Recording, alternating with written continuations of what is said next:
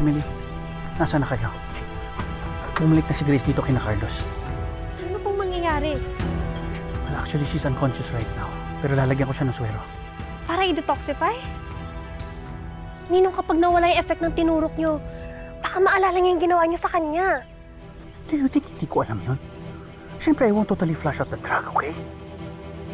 Clean up everything. Leave no trace of anything na maiisip nila na dyan nanggaling si Grace. Baka kasi bumalik yung alaala niya na doon siya pumunta sa bahay natin. Baka yun ang huling maalala ng lugar na pinuntahan niya. Pero disoriented siya the whole time. Hindi niya nga tayo nakilala eh.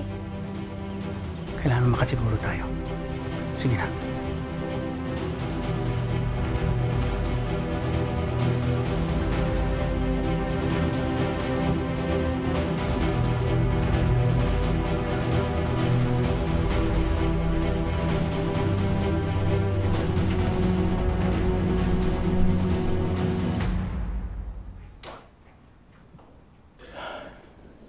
Carlos,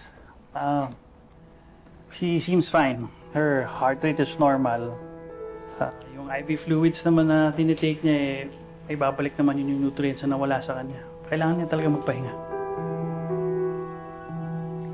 Daddy, ibig sabihin po ba nun, nagkatotoo po yung mga panaginip ko? Na may mga masamang scientist daw kumuha kay Tita Grace? Ang tanong po, sino kaya sila? Hindi tayo sure doon, Toy. Ang tanong ko, bakit siya may nakahandang heplak sa kamay niya? Alam mo, kung ordinaryong tao yun, hindi nila gagawin yun eh. Kailangan yung gumawa nun is marunong, nurse or doktor. Baka may tumulong sa kanya na dalhin siya sa ospital. Tapos siguro paggising niya, nakita niya yung paligid, natakot siya. Kaya siya umalis. Kung sino man yung mga yun, kung may duda sila, bakit di na lang nila dinala sa pulis? Si Grace lang makakasagot niya when she regains consciousness. Carlos, is it okay if I can stay para ma-check ko yung stats ni Grace? Yeah, sure. Kain na po tayo. Ready na po yung food. Made with love and pure intentions. Seth, kaya tayo talagang hinandaan ni Marites yan para sa'yo. Okay. Okay.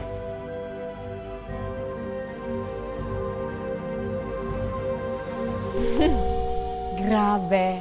Ang sarap ng biko. Ayos ba? Si nanay nagluto yun. Talaga? Thanks for sharing, ah. Nabusog talaga ako. Busog sa biko. Busog rin sa kwentuhan. Paano ba naman kasi tayo makaka-move on sa ganong out-of-this-world experience? Pinapagalitan pa tayo ni ate, but I have to say, this was the best day ever. Tama ka dyan. Na-confirm na natin na may alien dito sa paligid natin. Oo nga. Nasaan na kaya siya? Siguro nandito na ngayon sa Batangas. Or, nag-assimilate na talaga. He or she is probably one of us now. Paano kung family sila ng mga alien?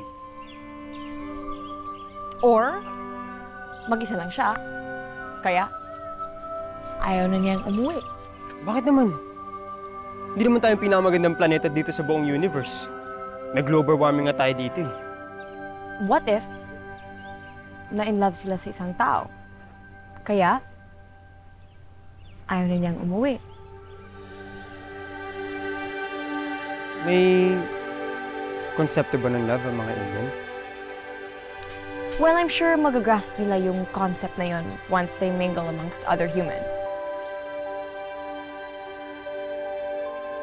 Siguro nga, love is a universal feeling. Ang ganda nun. Baka hindi nila maintindihan yung concept na yon. Pero ang importante, once maramdaman nila, it's the best feeling ever.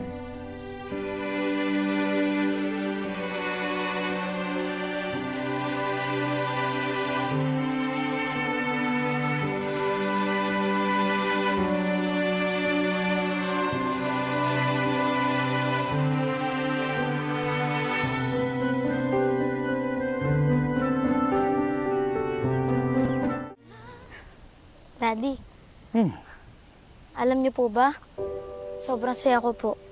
Kasi bumalik po si Tita Grace kahit lobat na siya. Siguro po tinulungan siya ni Mami, no, para makabalik siya dito.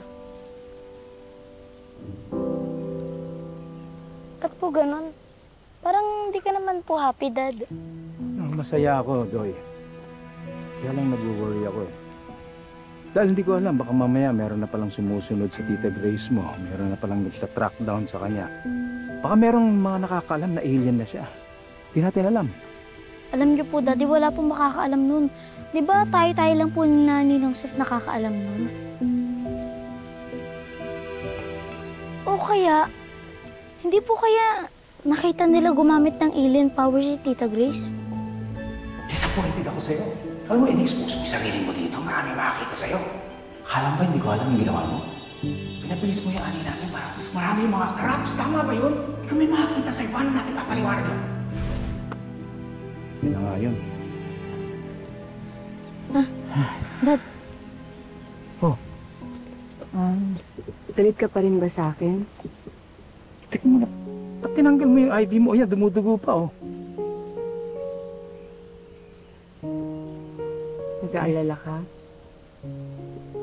Kanina galit ka. Tapos ngayon ganyan ka. Alam mo, hindi talaga kita maintindihan eh. Sana talaga di lang ako pumunta dito. Grace, teka mo na. Kaalis. Don't leave me.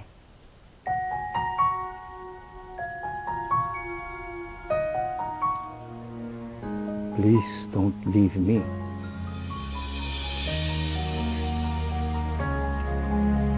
Umuwi na. I'm so sorry sa lahat ng mga sinabi ko sa'yo, sa lahat ng mga ginawa ko sa'yo at nasaktan ka.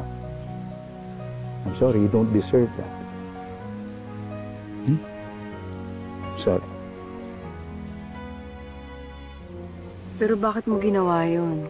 Bakit mo ko iniwasan? Bakit ka nagalit sa akin? Ayokong aminin sa sarili ko na meron na akong nararamdaman para sa'yo. Ayoko nang dagdagan pa yung nararamdaman ko sa'yo. Dahil pag nawala ka, mahirapan akong... Hindi ko alam ang gagawin ko. Hindi kita naiintindihan.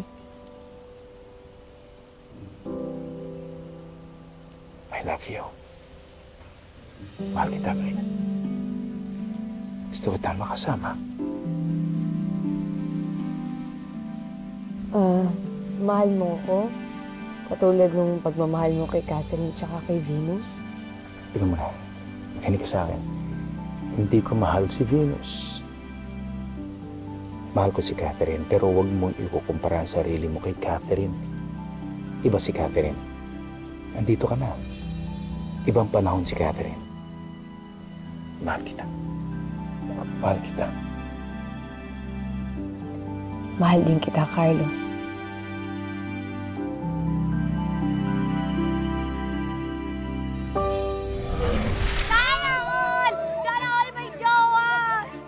Di ba dapat nasa Cubao ka na? Kami na ni Carlos. Is this a prank? Lumayas na nga, binalik pa, ginawa pang nobya. Ewan ko ba, so stupid! How could you do this to me, Carlos? alam mo, yung mga ampalaya, minsan nagiging ahas din yan. Naging ang pala yung ahas. Yung Arnold na yun ang nakakaalam na alien si Grace. Ikaw ba, meron kang napagsabihan by any chance? Doc, please help me. I need something to calm me down. I can help her regain her memories back. If that's okay with her and with you. Take